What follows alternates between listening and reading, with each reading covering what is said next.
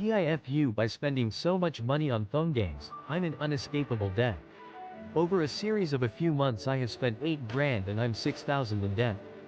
It's an addiction like a drug to me to have the cool things in these games like Clash of Clans and Pokemon Go. If I start paying, I've made a catastrophic mistake with my phone game spending, and it's led me into a financial nightmare. Over the course of several months, I've lost track of my spending, racking up an astonishing $8,000 tab. Unfortunately, I'm now facing a staggering debt of $6,000. The allure of acquiring coveted items in games like Clash of Clans and Pokemon Go has become an insatiable craving for me, a true addiction that's taken hold of my life. If I were to divert funds from paying off maxed-out credit cards and overdrafted bank accounts to cover essential bills and car payments, it would only exacerbate my financial woes. I've really TIFU this time. To the older gentleman this evening, you went to grab something from your truck and saw me crying in my car, but while you kept your distance you still asked me if I was okay. And even though I smiled through my tears to tell you I was alright, your concern didn't leave your. A gentle stranger caught my eye this evening as you retrieved something from your vehicle. You chanced upon me, visibly upset, in my own car. Although you stood at a respectful distance, your genuine concern for my well-being was palpable as you inquired if I was okay. Your kindness only intensified as you observed the faint smile through my tears and my attempt to brush off your concern. It was a heartwarming moment that I will remember, a poignant reminder that even amidst the darkness, there are still people with compassionate hearts. Edit. I rewrote the text without modifying the original message, keeping the same meaning and structure. TLDR.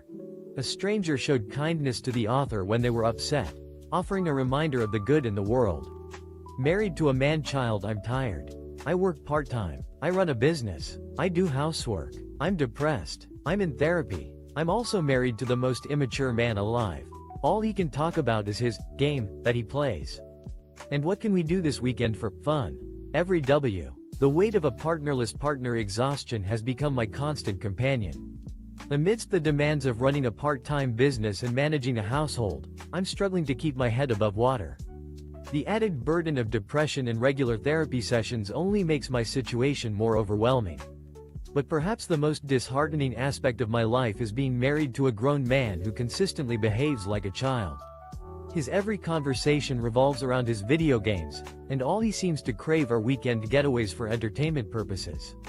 The notion of taking responsibility for our life, tackling chores, and contributing to our household's well-being seems to be an insurmountable task for him. When I present a list of tasks that need to be addressed, he grows sullen and walks away, leaving me feeling frustrated and unheard. I find myself yearning to express my emotions, but the desire to scream in exasperation remains unvoiced. TLDR. A woman is tired of her immature husband who avoids responsibility and leaves her to handle all the household chores. Update. This is a personal account of one woman's situation, and it may not be representative of all individuals in similar relationships. Edit.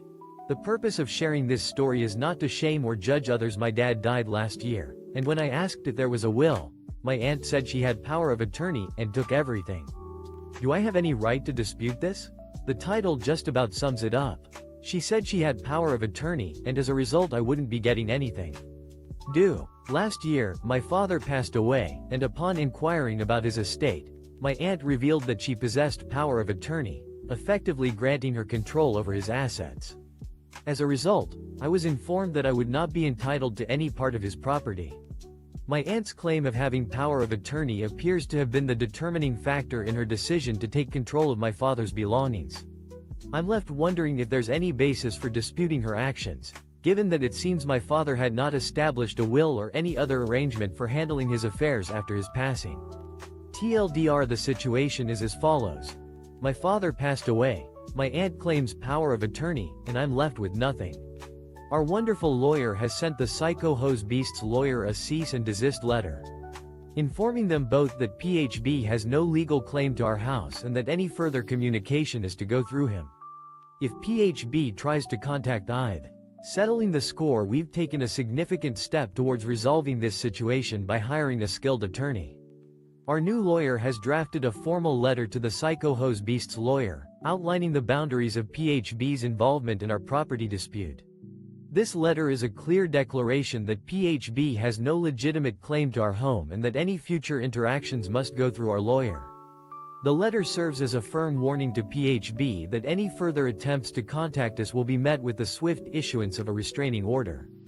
We're confident that this decisive measure will put an end to their harassment and intimidation. As I glance at the letter, I can't help but feel a sense of triumph. It's a clever move, and I think it's only fitting to frame it and display it proudly. It's a testament to our determination and strategic approach in dealing with this challenging situation. We're playing a game of strategy, and we're determined to come out on top. Bring it on, because we're ready for whatever PHB throws our way. If you smoke in your car while a child is in it, you're a ratchet ass piece of shit. I'm so tired of seeing people smoking cigarettes in cars with kids in them. This is the 21st century, grow the fuck up. If you can't wait till you get home or stop somewhere, without subjectee. It's appalling to witness grown individuals engaging in reckless behavior in the presence of their children.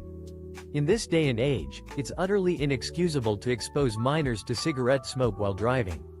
One cannot help but be exhausted by the sheer ignorance of people who insist on smoking in vehicles with kids inside. It's a fundamental aspect of parenthood to prioritize the well-being and health of your children. If you're unable to delay your smoking until you reach a safe location, there are alternatives available, such as nicotine patches or gum. The scientific consensus is clear. Secondhand smoke poses significant health risks to children. By choosing to smoke in the car, you're not only putting your child's health at risk but also subjecting them to the negative example of your own habits. It's a despicable display of irresponsibility that needs to be called out for what it is. He took my last name. She hated that sew on our wedding quilt. She addressed it with his old, maiden name. Good thing I can sew. I fixed that for you, you bitter ass hag. And amp. I'll use this as a prime example when you come bitchin' to us that we spend the holidays with my fam. He adopted my family name, something she deeply resented. She chose to address the issue by incorporating his birth name into our wedding quilt. Fortunately, I possess sewing skills.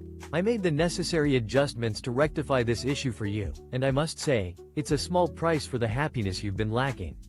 You can expect to use this incident as a reference point when you start complaining to us about spending holidays with my side of the family instead of yours. Your grievances will continue to be ignored, as will other grievances regarding our wedding, following this latest display of disrespect. Me not having a good relationship with my parents is a red flag for women in the dating scene. What the fuck am I supposed to do? I can't date someone who's not family-oriented. What the fuck?